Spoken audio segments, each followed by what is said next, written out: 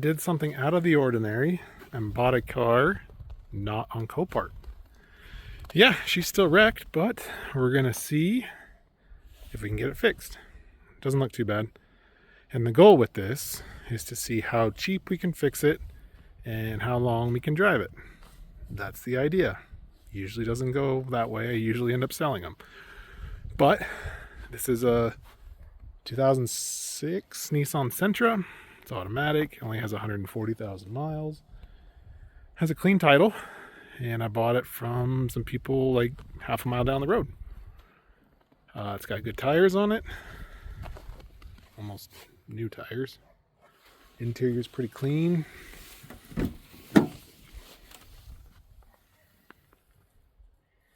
Factory 6-disc CD changer that won't ever be used, but it was $300.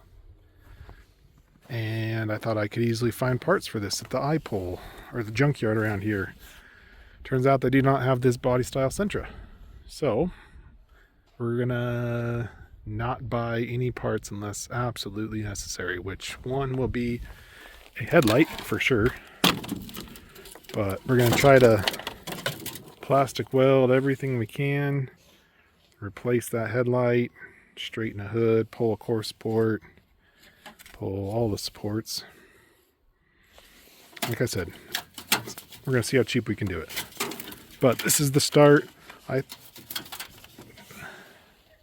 think that's supposed to be up top. Oh no, that's the bumper, so it's right there. Okay. But that's it. It's gonna be a different one. This will be the first one for 2025. And I have 2 more on the way from Copart, but this will be number 1. Alright, first thing we're going to do is see if we can get this hood open. It wouldn't open for me yesterday, and the lady said she couldn't get it opened.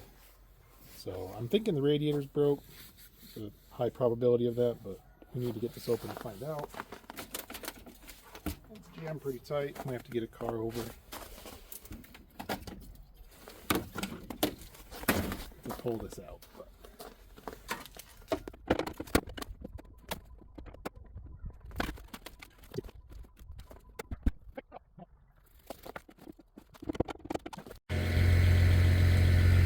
Alright, got the ute out here, still alive. I had a close call this winter, but she's still good.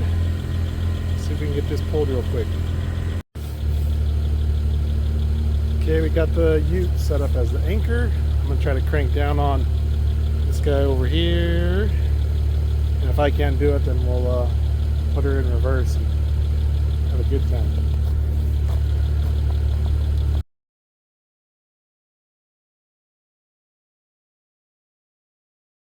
That's done, we can see the motor. I'm willing to bet we need a radiator. It's like touching the exhaust. AC appears to have been hit. Maybe? I don't know. AC systems seem to be pretty resilient from what I've experienced. But I mean, it's not too bad. It's pushed in a little. Wish they had one of these in the junkyard. I'd just go cut this upper part out and make a way to bolt it in. Maybe I'll have to find a parts one. But I'm going to check fluids and things real quick, and I'm going to get back to fixing this part and this one right here. Be right back. Well, I think we got to order some parts. For one, at least one headlight. I'll probably order 2. Might as well get a pair. Definitely need a radiator. I can see that there's a lot of coolant right here. It looked like there was a puddle on the trailer as well. I figured the radiator would be at least a minimum. It looks like we missed the alternator, which is good. The exhaust looks alright. Did kind of sound loud, like I had an exhaust leak, but I'll have to crawl under it. I'm not sure if I'll order another one of these or just try to fix this one. This is budget build, remember. And the safety stuff's still there. The crash bar didn't get hit. No airbags went off. Well, it doesn't look like it got hit. Maybe it did a little bit. Yeah, we're going to get the majority of the important things. Straighten this hood out. I think we're going to have to use it because I'm not spending $200 on a hood when I spent $300 on a car. So we'll get that dent out as much as we can and make the best of it. But I gotta go order parts, order a radiator. I don't think I'll order an AC condenser. I don't think air conditioning is a big priority for most things I own. But the AC does work in this car. Weirdly. But okay, order parts and we'll pick back up when I start working on it again. The next day. We're back on the Sentra. I got it pulled in the garage.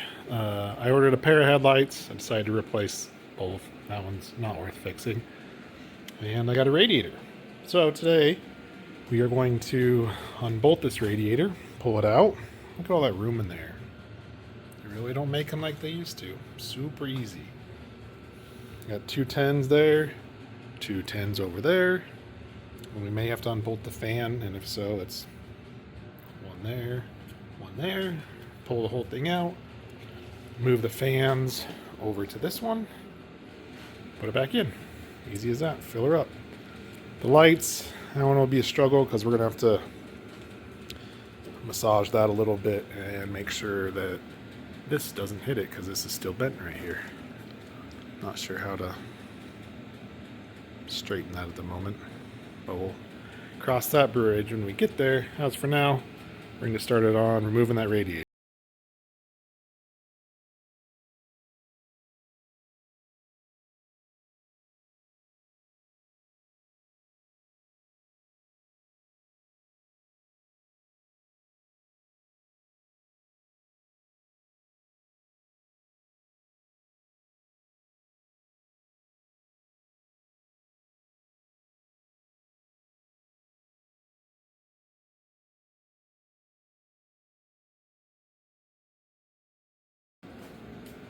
One thing I forget about these older ones, and automatics in general, trans cooler lines down there.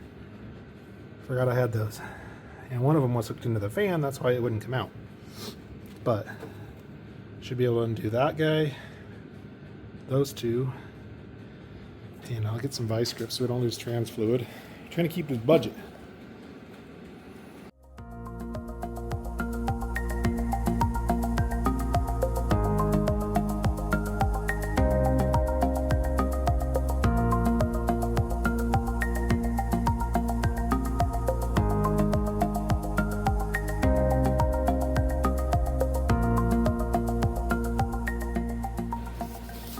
Alright, well, radiator's out. Tranny fluid made a mess, but it's red, so that's good. I got the trans lines crimped off. And now we just need to put the fan on the other one, see if we can get it back in. I think I'm going to do it like I took it out. So I'm going to put the radiator in first and then hopefully drop the fans in.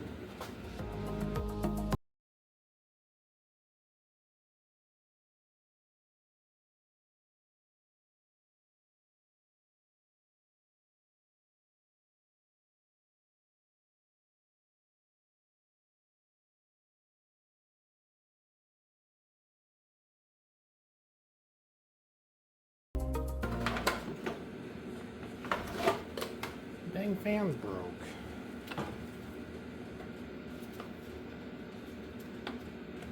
I didn't want to buy a fan for this. Gosh dang.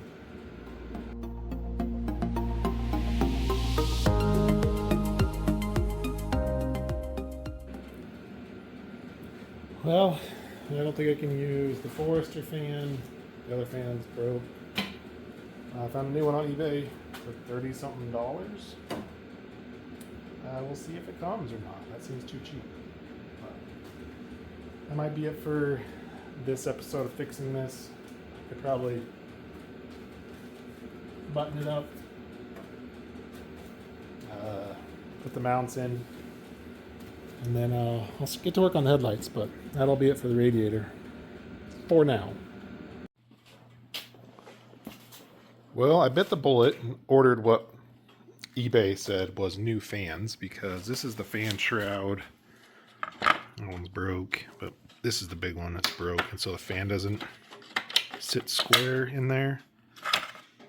Anyway, I ordered new fans, and when it showed up, I got a piece just like this without fans.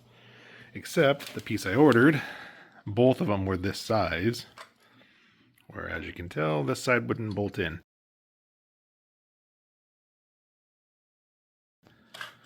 So I got a refund. And for now, what I think I'm going to do, I think I'm going to cut this right here. I think this is the AC fan, and this is the engine fan, and this one's not broke.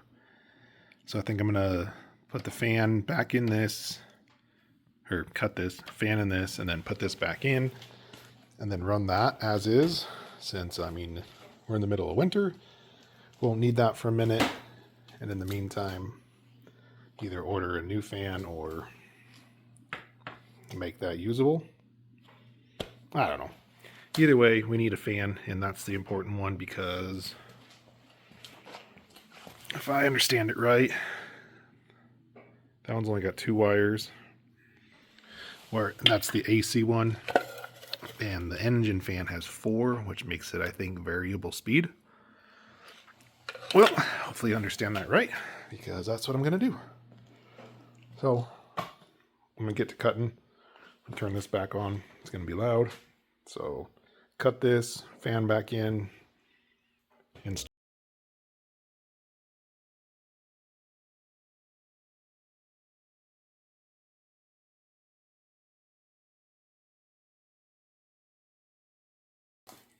well, as I was getting these ready to go in, I realized that the side I needed was actually the one that does the engine cooling, not the air conditioning. So I made a solid attempt to repair this.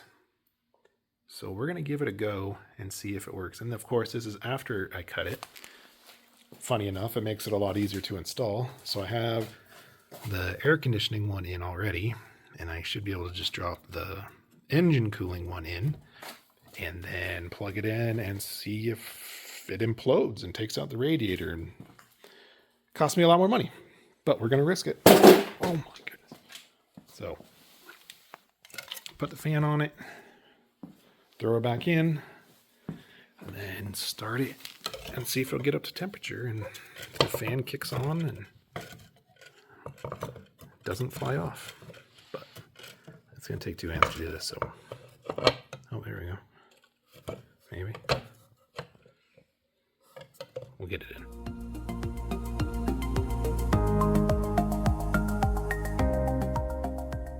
All right, temporary. I'm going to put a bolt in because this radiator, wow, it's loud. Hold on.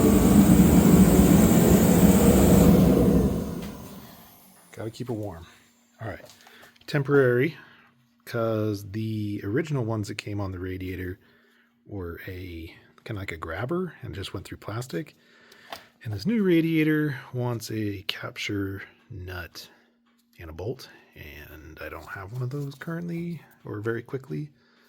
So I'm going to do that, but looking at this, it spins, doesn't hit anything. So assuming that this doesn't rattle apart and implode on itself, that might work. Now I got to put I do need some of these. This is not ideal. All right, I'm going to get that back on and move it out.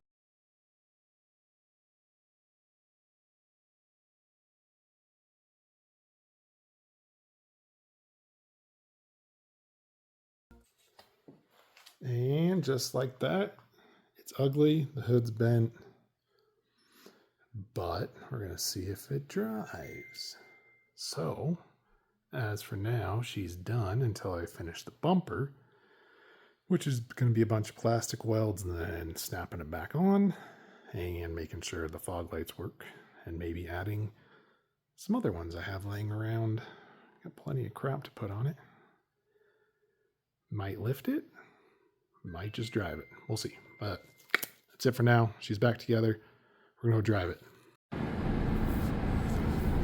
Well, we took it for its maiden voyage. Drove about 7 or 8 miles.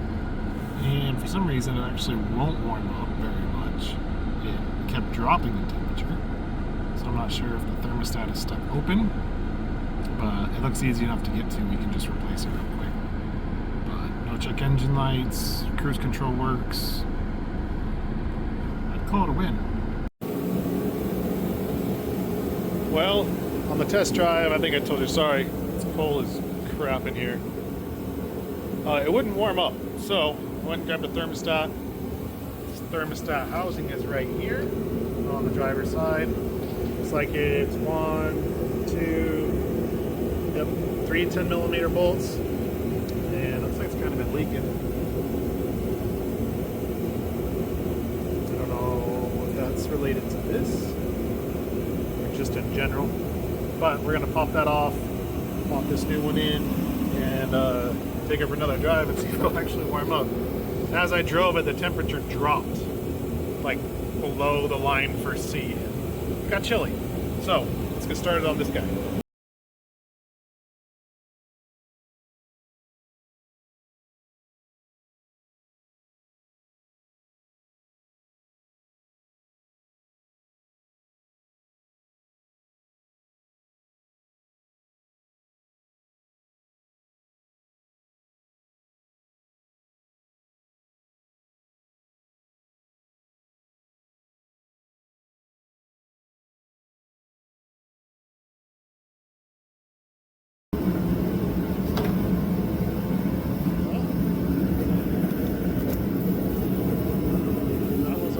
Take. It took a solid 8 minutes. Far. 8 minutes. I didn't torque it. I snugged them up. That should be all it takes. Now let's fill this up. Take it for a drive.